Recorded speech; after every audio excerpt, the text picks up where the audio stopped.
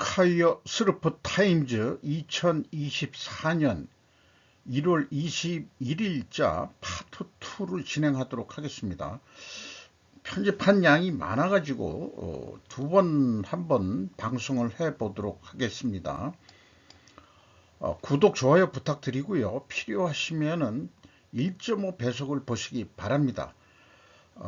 제가 좀 말은 조금 느린 편이니까 좀 1.5배속을 보시면은 제가 말 빠른 사람으로 좀 보이실 거예요. 그렇게 하면서 오늘 그 파트 2의 내용은 저의 그 견해들을 좀 많이 좀 작성을 해 봤습니다. 벗어나야 할 대리 프레임. 정치인이 목적이 오로지 돈이라고 가정할 때 필요 조건 BC를 채워보자라고 제가 좀 중간 제목을 잡아봤습니다. 벗어나고 싶은 프레임, 뭐 제 개인적인 그 입장이기도 합니다만 좌파 대 우파, 진보 대 보수, 친중 대 친미, 조선 대 한국 했는데 조선이라고 표현한 이유는 김정은이가 한국을 대한민국이라고 공식적으로 이제 명칭을 붙여주고 있기 때문에 북한의 정식 명칭은 조선인민민주주의 공화국이죠. 지들도 민주주의래요. 그래서 일본 쪽에서는 보통 북조선이라고 표현하고 있는데 그거는 일본에서 쓰는 표현이고 우리는 그냥 조선이라고 표현해 줘야 되지 않을까, 약어로. 그리고 그렇다면은 이제 대한민국은 한국이라고 표현해도 되지 않을까 싶습니다. 조선 대 한국은 공산주의 대 자본주의, 이렇게 이제 대립으로 우리가 이제 사고 관점이 이제 구도적에 있는 거죠. 2차 대전은 우리는 냉전 미소 대립 속에서 이분법으로 갈라치는 사고방식 속에서 살아왔던 것 같습니다. 이제는 미중 대립이란 신냉전이라는 이름으로 다시 이분법으로 갈라치는 사고방식 속에 어느 한편에 확실히 서지 않으면 생존이 저는 불가능하다고 생각합니다. 개인적으로 미국이 승리할 것으로 보기 때문에 신냉전 이전부터라도 저는 친미라고 할 수 있겠습니다. 대만 선거에서 친미 민중당이 승리했듯이 한국의 이번 그 4월달 총선에서도 반드시 국힘이 다수당이 되기를 저는 개인적으로 바라고 있습니다. 민주당도 분열되고 국힘도 분열되어 나가서 신당들을 차렸는데 이 신당들이 그 합병을 한다는 게 과연 가능할까요? 민주당에서 갈라져 나온 이낙연의 신당이 진보일까? 국힘에서 갈라져 나온 버릇없는 젊은 놈의 신당이 보수일까? 저는 그 버릇없는 젊은 놈이라고 그 좀 정의를 내리고 싶어요. 이준석이를. 위와 같은 이분법 사고에서 벗어난다기보다는 2년 대립에서 무슨 그 정책 대결이라고는 얘기하지만은 정책 대결 이전에 2년 대립으로서 거기로 가지 말고 이해관계 대립으로 대립관계를 문제화해야 될 거, 그렇게 한번 생각을 해보겠어요. 뭐 정책은 그 친미 대 그 친중으로 그 이렇게 그 대립 관계를 표시할 수 있는데 어쨌든 정치인의 그 목적이 뭐냐? 국가와 국민을 위해서가 아니고 국가와 국민을 위한 정치인이 되기 위하여는 반드시 뭐뭐를 해야 된다, 이렇게 풀어나가지 말고 요 A를 까놓고 얘기해서 돈 버는 정치인이 되기 위하여는 반드시 B 뭐뭐를 해야 된다. B 뭐뭐를 하기 위해서는 반드시 친미 정책을 해야 된다. 그리고 돈 버는 정치인이 되기 위하여는 반드시 C 어떤 필요 조건을 충족해야죠. 이 C 조건을 충족하기 위해서는 반드시 친중 정책을 펼쳐야 한다. 요렇게 이제 문제를 대립각으로 한번 설명을 할 수 있어야 된다. 이게 문제가 진짜 문제인지 볼라. 그러면은 이게 과연 그래서 이게 대립각이 확실히 논리적으로 성립이 되는 얘기냐, 그런 문제인데, 여기 그 글씨를 흐리게 한 이유는 제가 뭐 소수의 시청자분들이시지만은 숙제를 한번, 숙제라기보다는 제안을 드리고 싶은 거예요. 여기 어떤 적절한 말이 있지 않겠냐. 경제 성장을 위하여는 반드시 친중 정책을 해야 된다라고도 얘기할 수는 있죠. 친중파라고 한다면은. 때문에 이게 정답은 아닌 거예요. 그리고 C도 남북 평화라고 그랬는데 이제 평화주의자들 위장 전술이긴 한다고 저는 생각합니다만은, 남북 평화를 위하여는 반드시 친중 정책을 해야 된다는 것도 이건 논리적으로 뭔가, 왜냐하면 이유를 다 대봐라 이게요. 근데 남북 평화를 위해서는 반드시 친중 정책이 아니고 친미 정책을 해서 북한이 성격을 바꾸면 돼요.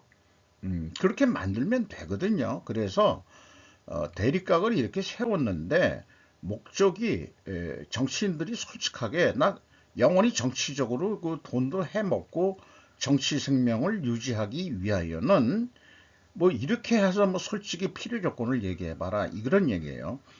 이게 이렇게 얘기하다 보면 이게 참 어려운 과제일 것 같습니다. 왜? 사람들이 목적이 나 돈 버는 거야. 정치하는 목적도 나는 이해관계, 돈이 사업하는 것보다는 쉽게 벌리거든. 왜냐하면은 어 뭐 정치 자금도 들어오고 또 B 자금도 어떻게 몰래 들어올 수도 있고, 난 그렇게 쉽게 돈 벌려고 정치하는 거야. 이런 속내를 얘기해 줄 일은 없겠지만, 속내는 정치를 하면서도 못 산다는 사람은 별로 못 들어봤어요. 야당 애들도. 그래서 제가 지금 말씀드린 대로 필요 조건 BC를 채우기가 매우 어렵긴 합니다. A 목적을 돈 버는 정치인이라고 목적을 잡아봤기 때문에, A 모든 정치인들의 목적이 개인의 안위와 명예를 위할 것이며, 가장 깊은 속내는 줄기차게 끊이지 않는 돈을 먹을 수 있는 길을 찾는 것이 목적이라고 가정이 보기 때문에, 지금 말씀드린 대로 BC 필요 조건을 제가 써놓기가 힘든 거예요. 그게 솔직하지 않겠냐, 이렇게 좀 말씀드릴 수 있겠고, 국가와 민족을 위해서 이따위 얘기 이제 그만 좀 하자. 민족을 파는 자들은 나는 이제는 빨갱이라고 간주한다. 민족 사학자도 마찬가지다. 개인 회사만이 아니라 이 개인 회사에 대해서 뭐 연구하고 그런 데를 이 내용을 제가 갖다가 정당을 국가로 바꾸면은 어, 전체주의나 국가주의의 정치선전 구호가 됩니다. 그, 전체주의와 국가주의. 근데 한국 좌파들은 국가주의를 민족주의로 번역하는 경향이 강합니다. 그런 국가의 정권은 개인의 희생을 강요해 제로섬 게임의 나라로 만들 것이다. 뭐 예를 들어서 문재인, 시진핑 엉아, 그 다음에 김정은이 얘가 그렇게 되지 않겠느냐, 그랬던 거 아닐까, 이렇게 이제 정의를 내려보고 싶은 거예요. 또 그렇게 정의를 하고자 합니다. 그런데 원래 그 국가주의라는 것은 유럽이 이 산업혁명 등등으로 해가지고 왕정 국가에서 국민국가라고 그래요. 국가주의라는 게 됐는데, 발레스틴 발 뭐 무슨 베스트 팔렌틴 무슨 조약에 의해서 그때 이제 민족 이런 거 따지지 말고 국가주의로 해서 인정을 서로들 하자, 이래서 나온 건데, 이거를 지금 좌파들은 어, 민족주의로 이렇게 바꿔가지고 얘기한다는 거죠. 그런데 김정은이가 이 민족주의를 던져버렸어요. 작년 연말에. 이는 현 좌파들에게는 악재일 겁니다. 오죽하면 이재명이가 우리 김정일, 김일성 운운했겠느냐. 그래서 김정은이 보고서 야, 너 그러면 곤란하지 않어, 그렇게 이제 연초에 얘기를 한 거죠. 윤 대통령도 까면서 김정은이한테도 뭐라고 한마디 했어요. 음. 설당이 없어집니다. 이재명이는. 그렇게 되면 민족주의를 버리면은 우리가 남이가 했었는데 종북 세력들이라고도 일본 측에서도 그렇게 얘기를 합니다. 이재명이 당이 종북 세력들이다라고. 정언은 국가주의 하겠다는 것으로 해석하자. 민족주의가 아니다. 그래서 대한민국 호칭을 쓰기 시작했다고 저는 해석을 합니다. 시장 경제를 따르는 회사나 정당이라면은 제로섬 게임이 일어나지 않도록 경영해야 하고 정당은 또 그런 정치를 해야 되지 않겠냐. 이거 요구사항입니다. 그렇다면 글로벌 리스트는 전체주의자인가? 우리가 글로벌 금융세력 운운하고 있고 글로벌 리스트라는 말들을 요즘 쓰고 있는데 글로벌 리스트들은 실질적으로 이념 생각 안 할 거예요. 목적이 돈 버는 거니까. 글로벌 리스트의 목적은 오늘도 내일도 돈 버는 것일 것입니다. 따라서 글로벌적인 정치인이 되기 위해서라도 그렇고 정치인의 목적은 오늘도 내일도 돈을 버는 것이다. 라고 얘기해도 저는 틀리지 않다고 강하게 믿습니다.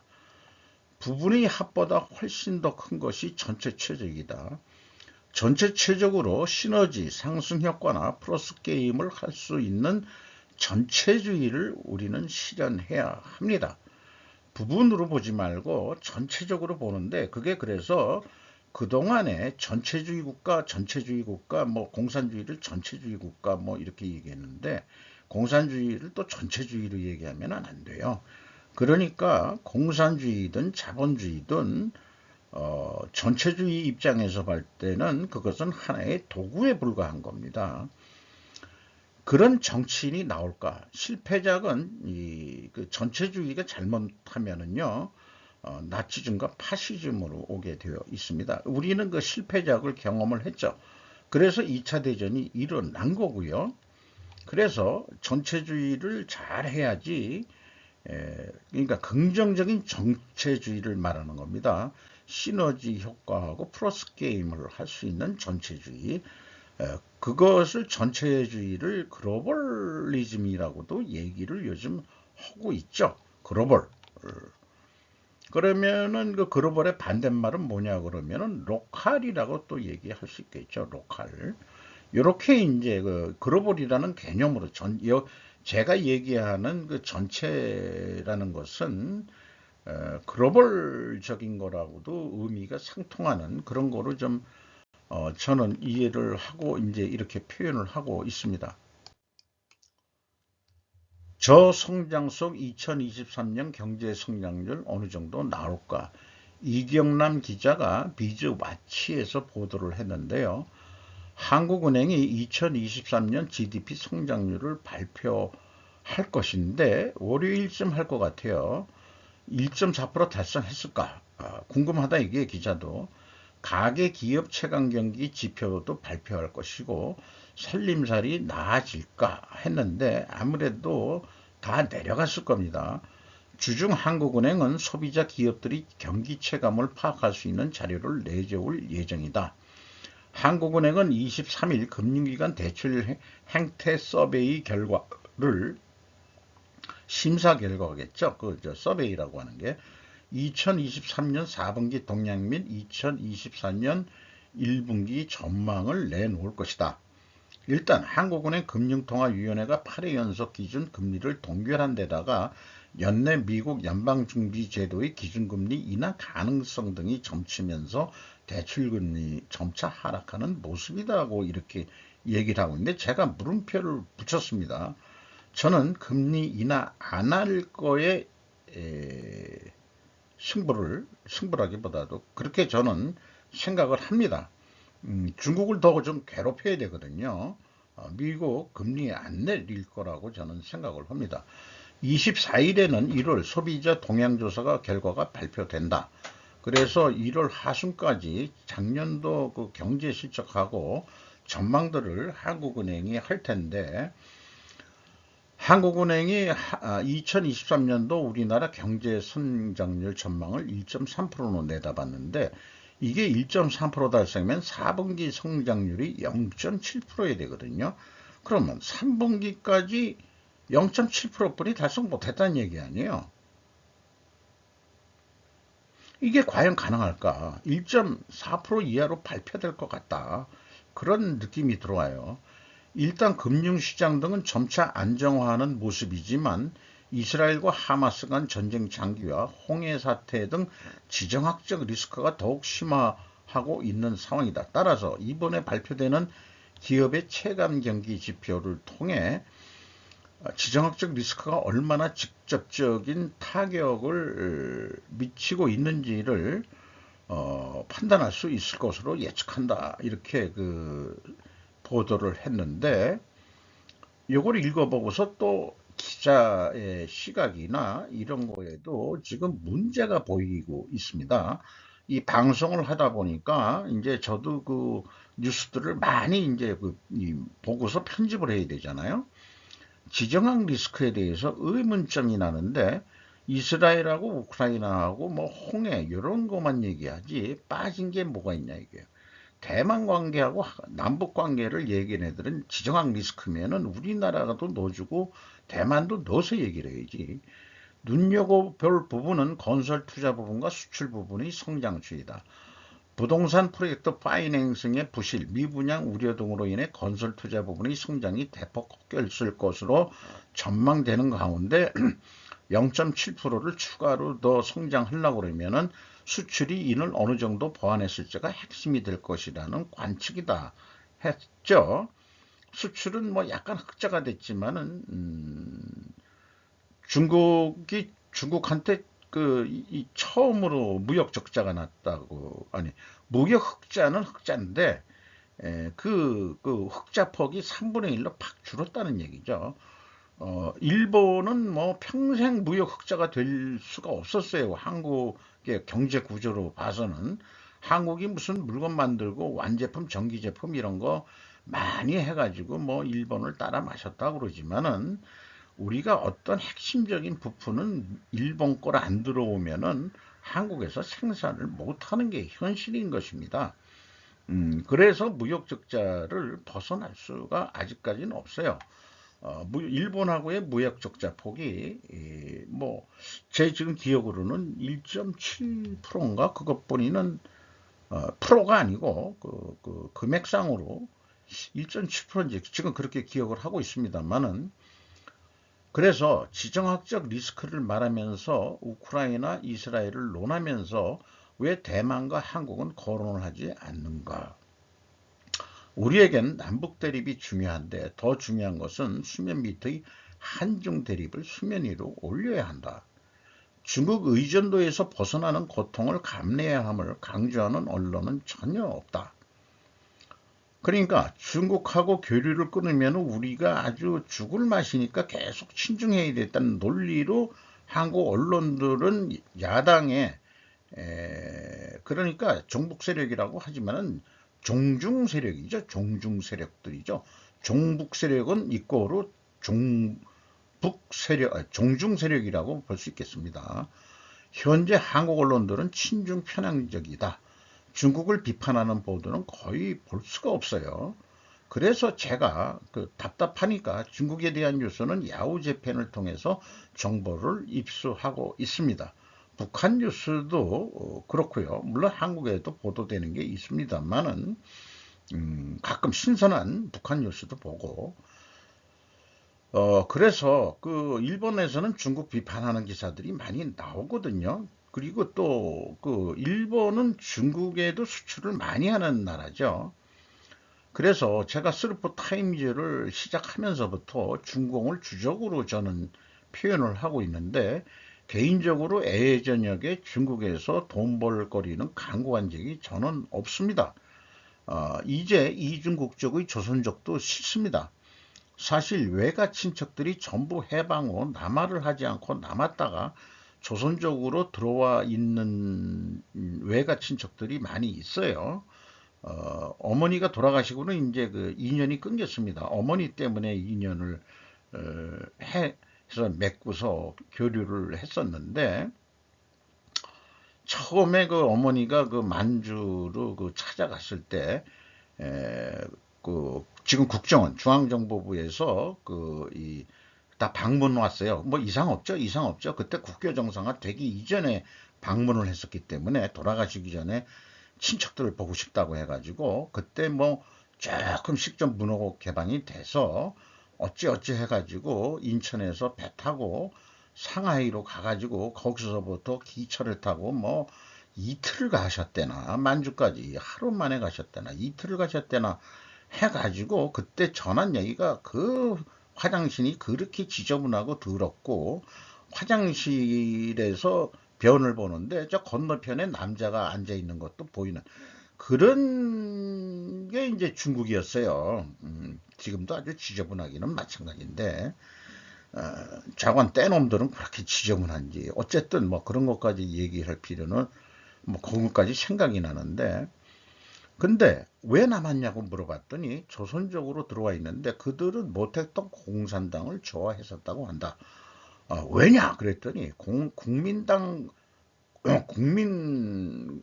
군은 걔네들은 착취도 하고 그 착취가 아니고 그걸 뭐라고 그러죠? 일반 그 집에 말하자면은 강탈하고 그다음에 어떤 경우에는 뭐 강간까지 뭐 이런 것들의 증언이 있었어요. 그래서 공산당이 이기면은 우리는 좋은 세상을 살 것이라고 믿었기 때문에 해방이 돼서도 안 내려왔다 이게요. 국, 저, 중국 내전, 국공내전이라고 그러죠. 국민당하고 공산당하고의 내전이 48년 말에 끝나죠. 아니 49년에 45년에 해방이 됐지만은 그동안에 우리는 대한민국 정부를 수립했는데 그러면은 제가 왜 지금 남한에 있느냐 이런 얘기는 아버님은 만주에 같이 계시다가 사고 방식이 나는 공산당이 아니다. 공산당은 쭉이 커뮤니스트 이런 이걸 배워왔기 때문에 이 공산 체제에서는 나는 못 산다. 그러니까 다시 고향 앞으로 해서 남하를 48년에 했어요. 거의 막힐 지경이었을 텐데 밤에 주로 산을 타고서 있는 재산 다 그 안내자한테 큰 돈을 써가면서 가족, 외할머니 모시고 그렇게 남하한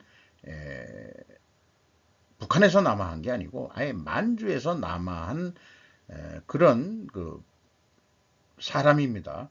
아마 남아가 성공을 못했다면 제가 태어나지도 않았을 수도 있어요. 그런 개인적인 생각을 합니다. 저는 시진핑 엉아를 개인적으로 적으로 생각하고 싶지는 않고요. 중국 공산당이 주적이라고 그렇다는 얘기입니다. 투자, 지금 시스템에 묶여있는 모든 돈, GDP 산출에도 들어가는 재고 투자, 요거는 스루프 회계하고 관련된 것을 좀 약간 산출 방식 바뀐 거를 소개하기 위해서인데 우리가 물건을 만들어서 물건을 팔아도 현찰 박치기로 판매할 수도 있는 거지. 일반적으로는 이제 외상 매출에서 매출 채권으로 잡히죠. 그래서 수금이 될 때까지는 그 액수만큼 시스템에 묶이게 되므로 묶인 현금도 투자, 인베스트먼트에 속한다고 해석을 해야 되지 않느냐. 그래가지고 그동안에 저는 ROI도 이 가공비 배부 재고 자산만으로 ROI를 계산했거든요. 그런데 이것을 새롭게 인식을 하면서 좋다. 바꾸는 거는 ROI는 슬픈 영업이익 나누기 전체 재고 자산으로 한다. 그러나 재고 회전율은 죽었다 깨나도 WCAI로 계속 할 거다. 원재료 같은 거는 재고 회전율에 넣어줄 필요가 없다. 왜냐? 우리나라는 자원 빈국으로서 원재료는 확보하면 확보할수록 좋다. 그런 사고방식이기 때문에 그래서 ROI에만 원재료까지 포함하는 전체 재고 자산을 반영하기로 하고 재고 회전율은 WCI를 기준으로 한다는 거 미리 소개를 해드리고 실전 분석한 것을 또 별도로 어디 그 좋은 업체를 선정을 해가지고 한번 해보겠어요. 그래서 또 그 투자 회수율 ROI에 그러면 지금 얘기한 게 매출 채권도 그럼 넣어야 되지 않겠냐 하는데 그거는 저도 그 미리 생각을 이걸 다시 인식을 했지만 그 전에도 생각은 했어요. 했기 때문에 제가 별도로 매출채권은 매출채권 회전율로 산출하고 싶습니다. 왜 그러냐? 그러면 영업사원들의 또 그 뭐라 그럴까요? 평가지표를 위해서라도 그렇습니다. 영업은 해놓고 들이다 잘 팔아놓고 수급 못하고 예를 들어서 신용이 있는 그런 대로 해야 되는데 부도를 맞고 나중에 뭐 물건 받고서 도망치고 그래서 뭐 영업사원으로 뭐 잘린 직원도 한번 옛날에 결국 못 견디고 나왔지만은 어음부도 난 것도 그 어떻게 해서든지 그거를 현금으로 받아내야 영업을 할 수 있지. 부도 났으니까 부도 난 대로 그래 부도 확률 몇 프로 원래 우리 영업이 있는 거야. 그런 풍토가 있는 업종이 아니되면은요 영업에서도 잘리거든요. 그러니까 저는 매출채권 회전율을 가지고 그 영업 부문의 평가지표를 만들기 위해서라도 별도로 하고 ROI는 이거는 그 생산하고 그 물류 재고관리 생산관리 얼마나 잘했냐 이런 차원에서 보기 때문에 사장 입장에서는 뭐 전체 ROI로 본다면 늘준하지만은 그래도 그 기업이라는 게 조직에 의해서 운영이 되기 때문에 영업 부분의 성과 지표는 매출 채권으로 하고 그 다음에 이제 그 생산이나 물류 이럴 쪽에서는 전체 재고산 ROI로 보자.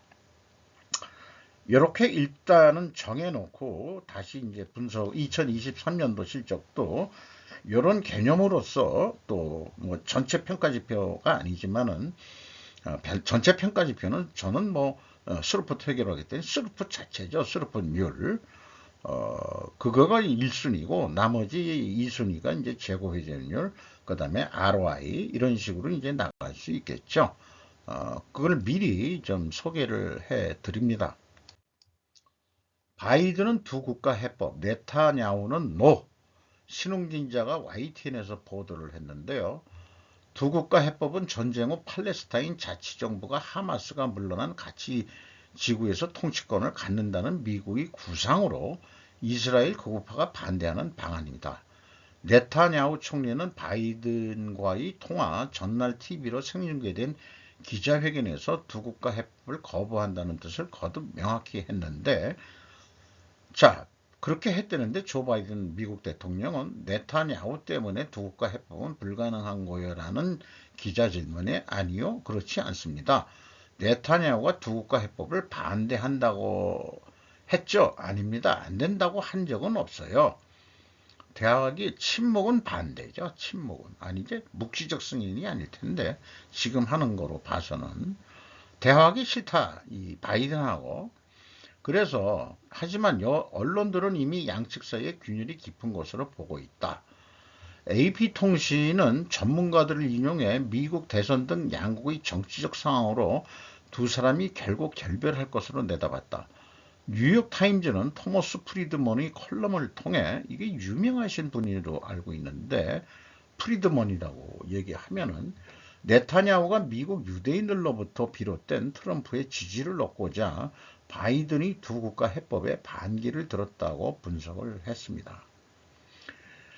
지금 이스라엘이 그 존립할 수 있는 이유는 다른 나라에 있는 유대인보다도 그 미국에 있는 그 유대계 미국인들로부터의 그 지원 근이나 이런 게 이제 또 미국 내에서도 막강한 유대계 세력들이 있기 때문에 트럼프하고는 좀 대화가 될 것 같다 하니까 지금 사실 이스라엘 네타냐후의 지금 이 가자 지구의 하마스 그 괴멸 작전은 미국계 유대인들도 원하는 걸 겁니다. 그러니까 미국에서 또 그 미국계 유대계를 반대하는 그 또 뭐 민주주의 국가다 보니까 반대 세력들이 또 좀 있긴 있죠. 그러면은 중요한 건 누가 이길 거냐? 그러면 많이 돈 가지고 있는 놈이 결국은 이긴다라고 저는 보는 거죠. 그러면은 미국의 유대인의 압력이 더 세질 거다. 그렇기 때문에 네타냐후는 그 가자 지구의 팔레스타인들이 살더라도 하마스는 완전히 괴멸이 되고 자치정부가 아니고 이스라엘 정부에 의해서 통치되는 가자 지구, 그러니까 종족이 틀리니까 그렇게 하겠다는 뜻으로 이해를 합니다. 한국은 무리, 북한 김정은의 충격 발언의 거대 임팩트라고 거창하게 제목을 붙여서 2024년 일본, 한국, 북한을 강타한 급전직하의 우라로, 이 우라라는 게 이제 양복으로 치면은 안쪽을 우라라고 그러죠. 근데 이게 왜 그 AI가 왜 번역을 못했나 몰라요. 속내라는 뜻도 되기도 할 거고, 북한 국교 정상회의 뜻밖의 시나리오라고, 얘네들 가끔 이런 용어를 쓰는데 토요장이라고 제한국 컨설턴트라고, 이게 뭐 한국계 사람인지 아니면 뭐 이런 장씨, 이런 우리나라 성씨에는 이런 장씨 없어요. 현대 비즈니스 김정은 한국과는 적대관계 발언 충격도, 소제목 우리가 이제 많이 얘기했는데 제가 생각했던 거하고 어떻게 생각이 이렇게 일치하나 몰라. 더불어민주당을 비롯한 야권 세력 등이 종북 자세를 지지해왔는데 김정은 성명은 자신들의 목을 조를 수 있는 사건이라고 해도 좋다. 그렇죠? 이제 그 남한의 그 종북 세력들도 아니야, 니들은 아니야, 뭐 니들이 적이야, 니들도. 잠깐 대한민국 전체가 적이래도 이렇게 얘기하는 거니까. 이재명 대표 피습 사건의 배후로라고 있는데 누가 배울까?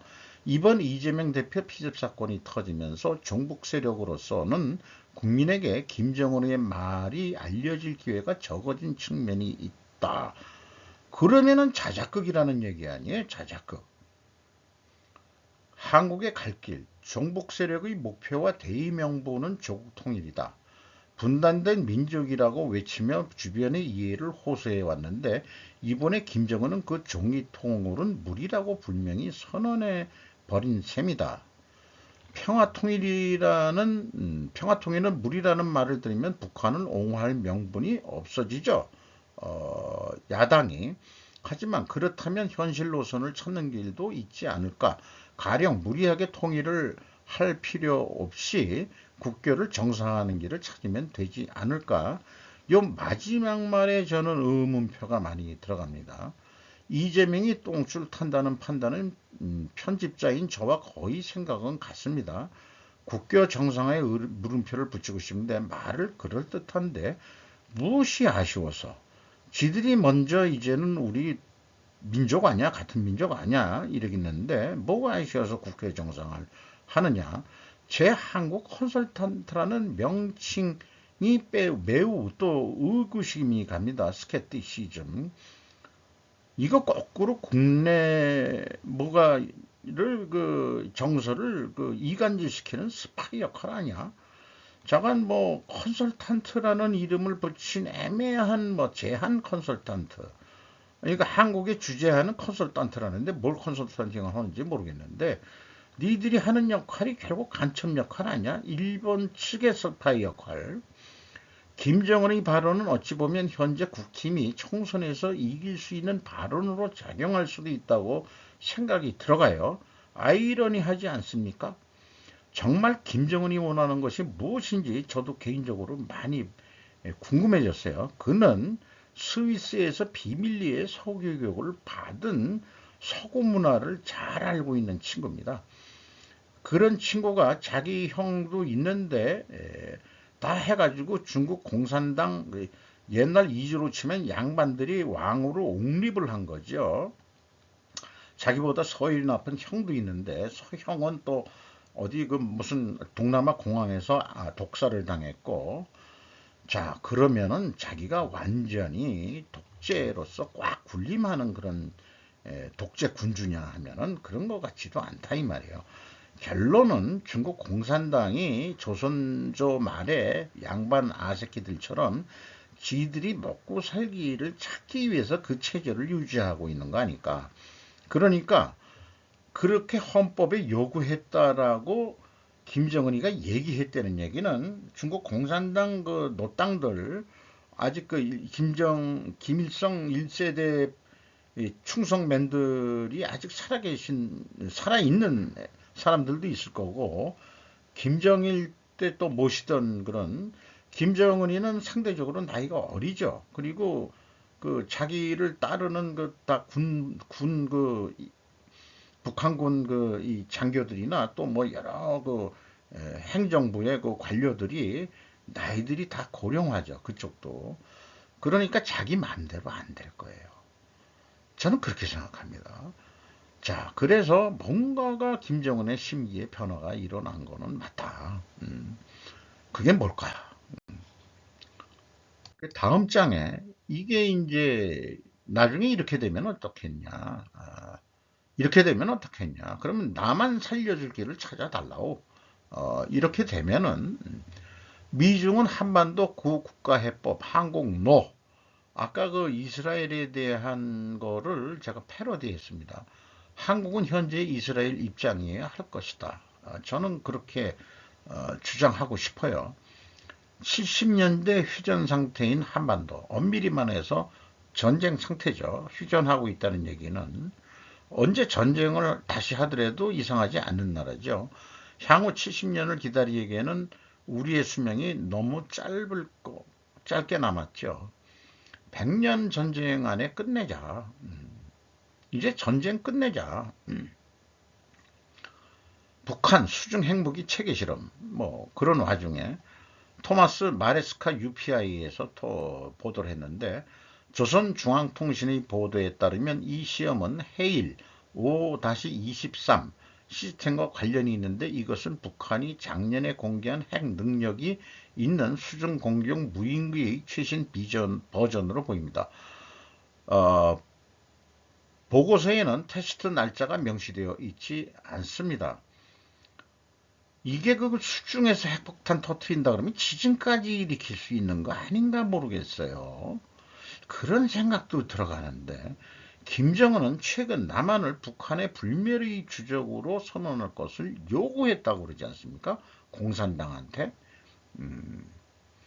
자기가 하라고 해서 된다는 게 아니에요. 북한도 공산당이 있으니까 자기가 최고 그 권력자이긴 하지만은 그렇게 느껴집니다.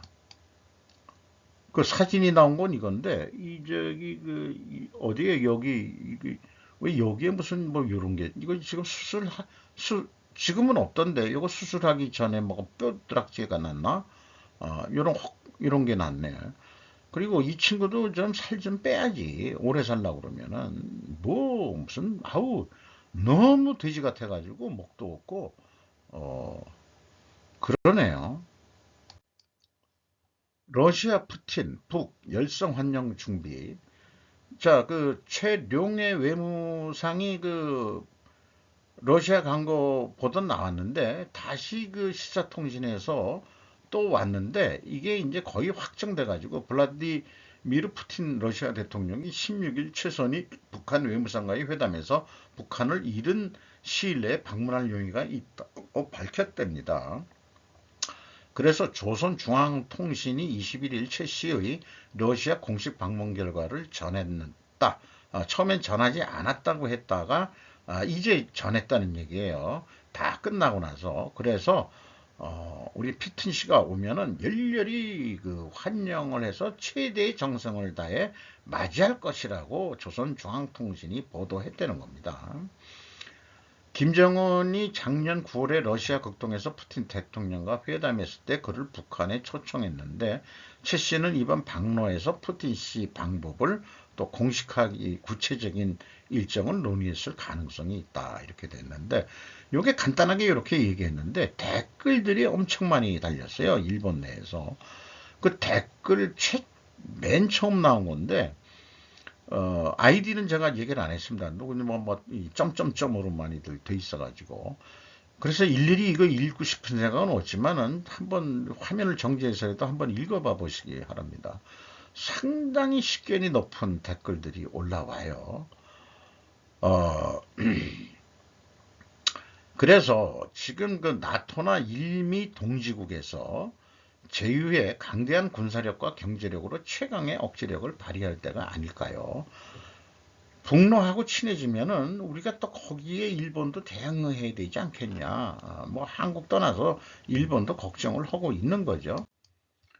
댓글 2가 있고 댓글 3가 있어요. 댓글 4까지 있는데 상당히 많이 달렸는데 상당히 이 사람들이 전문가들이 댓글을 달린 건 일반인들이 댓글 다는 수준이 관심이 되게 많다는 얘기도 하지만은 상당히 수준이 높다는 것을 저는 몇 번씩이나 소개를 해 하고 있습니다. 우리나라 댓글 보면은 그 어떤 어린 새끼들이 댓글을 다는 건지 모르지만은 그 논리력도 없고 그 다음에 그 서술력도 없고 학교 다닐 때 국어 공부는 안 한 놈들 같고 작문도 안 해본 새끼들 같고 자관 감정적으로 그냥 우라통 터지는 뭐 이런 식으로 인신 공격적인 것만 잘하는 아마 그런 댓글 부대만 특별히 누가 양성을 하는지 국민의 수준을 그냥 깡그리 그 개새끼들로 만드는 그런 그 작당 무리가 있는 것 같아요. 근데 이게 이 일본의 그 댓글이 이게 그 간단한 뉴스에 이렇게 많이 뜨는 걸 보면은 북한과의 그 북한의 움직임이 또 이 일본 안보를 위해서도 매우 중요하니까 어, 여기 뭐 이렇게 굵은 거에 자존심을 자극해주고 자국의 선전에도 효과가 있으며 뭐 이런 식으로까지도 얘기를 하게 되고 북한이 좀 더 그 무기화가 그 핵개발 이런 데도 탄력을 더 받게 될 것 같지만 잠깐 그렇게 되는데 에, 러시아하고 북한이 밀월 관계가 되는 것을 당연히 환영할 수 있지만 그렇다고 일본 입장에서 지금 아무것도 할 수 있는 게 없지 않소. 깝깝합니다. 하는 이런 의견도 내고 있네요. 14억 인구에도 제조 인력 부족, 중의 선택은 로봇 인해 전술. 어, 요것도 한번 저기 그냥 그 읽어봐 주시기 바랍니다. 한국이 로봇 산업의 로봇 자동화는 한국이 제일 많이 깔았다고 그러죠. 이 로봇 화율은 그렇고요. 로봇에 대해서 중국 자체에서도 이제 그 국산화하고 있다는 거. 여기서도 보지만 일본이 중국하고 뭐니 뭐니 해도 그 하지만은 우리나라 그 로봇도 그 일본산들이 많이 들어왔을 거예요. 산업 로봇화 된 게. 일본 화학이 제일 많네요. 그 다음에 어, 야스카와 전기계 두 번째고 ABB가 있고 쿠카가 있고 앱손 일본이 작은 세 군데 회사나 있네요.